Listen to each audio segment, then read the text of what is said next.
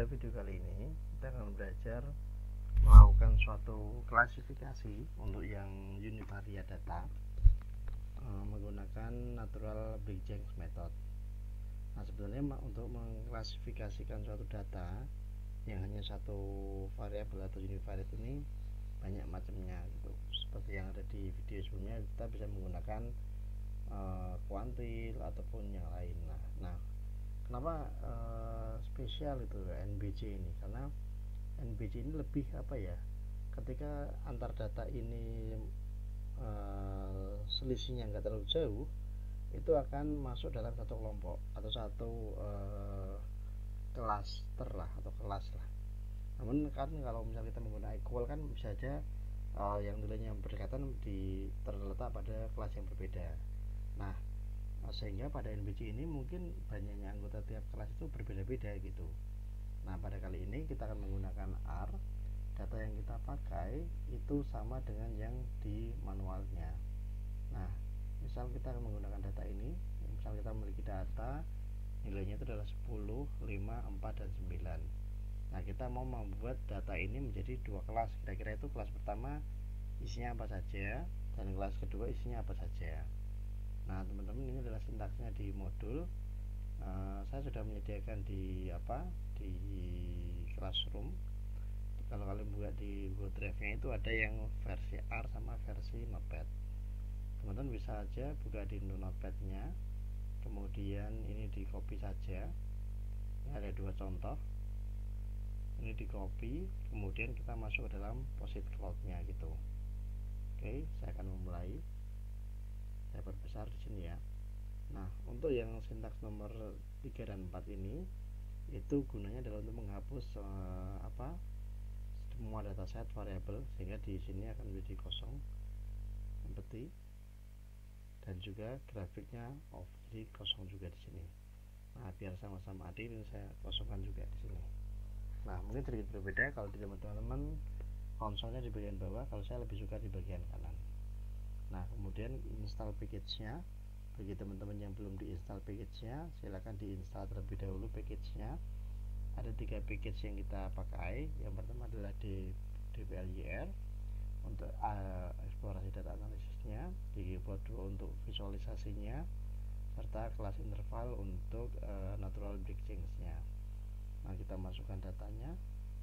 Data yang dimasukkan boleh tidak urut, karena nanti otomatis di R itu akan mengurutkannya sendiri gitu. Nah, kemudian kita ketikkan functionnya, datanya kita panggil di sini, kemudian kita definisikan menjadi dua karena kita mau membagi jadi dua kelompok. Kemudian di sini penentuan stylenya itu adalah natural Big-Janks, maka kita gunakan stylenya adalah Janks. Nah, sehingga pembagiannya menjadi sebagai berikut. Nah, dia akan menjadi dua kelompok, di mana masing-masing kelompok itu terdiri dari seperti ini. Kebetulan di sini imbang ya. Kelompok pertama isinya angka 4 dan 5, ada sebanyak 2 angka.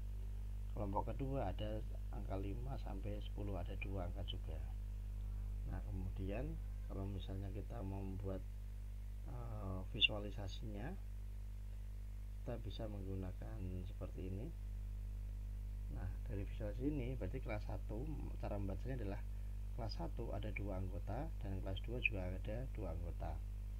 Nah, lebih lanjut kita misalnya menggunakan data yang lain, ini data acak gitu. Ini saya running lagi, kemudian ini saya panggil datanya.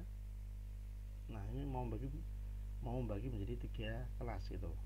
Dari data ini kita mau membaginya menjadi 3 kelas dengan menggunakan klasifikasi natural Big-Janks. Maka hasilnya menjadi sebagai berikut. Oh, ternyata kelas yang pertama itu isinya hanya ada 2 anggota, yakni antara 14 sampai 16. Kemudian kelas 2 itu antara 16 sampai 55 kan ada 6 anggota. Dan selanjutnya ada kelas dari angka 55 nya nggak ikut ya, karena di sini ada lebih dari sampai 70. Sehingga masing-masing kelas itu berbeda-beda banyak anggota. Kalau kita visualisasikan, maka hasilnya sebagai berikut. Nah, ini. Nah, di samping kita bisa membuat kelasnya, itu kita bisa juga membuat yang namanya membuktikan seberapa bagus sih model yang kita buat. Nah, di sini ada yang namanya natural breakthing manual. Nah, untuk yang manualnya sama dengan yang sebelumnya. Jadi teman-teman kalau yang ini yang gampang dulu ya, step by stepnya diurutkan terlebih dahulu, kemudian dicari rata-ratanya dan SDAM-nya. Ini kalau hanya sedikit gampang, iterasinya gampang. Namun untuk yang contoh yang kedua, karena saking banyaknya, saya langsung aja angka 3 di sini. Mau saya 3 warna di sini itu saya menyesuaikan.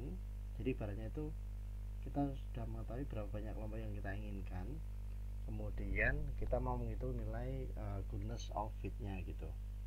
Nah, karena di Excel tadi di posit flow tadi itu kita bagi menjadi 3 kelas, dan ternyata dari sini kan kita lihat tuh kelas pertama 14 sama 16, sehingga ini warnanya 14 sama 16. Dan kelas 2 16 sampai 55. Berarti ini saya buat yang kelas 2. Kemudian yang kelas terakhir adalah 55 sampai 70.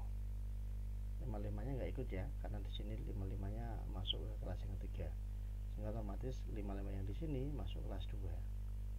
Ini. Nah, jadi saya hanya mau menghitung nilai goodness of fit-nya aja yang di manual ini tanpa melakukan iterasi. Karena kalau misalnya datanya sedikit aja ini banyak iterasi, apalagi kalau datanya sebanyak ini kan akan terlalu banyak waktu yang dibutuhkan. Jadi itu ternyata dari hasil yang diperoleh nilai goodness of fit-nya itu sebesar 0,96 atau bagus. Kenapa bagus? Karena mendekati nilai 1. Jadi itulah step by step melakukan natural breakthing dengan menggunakan ANR dan pembuktiannya. Terima kasih. Assalamualaikum warahmatullahi wabarakatuh.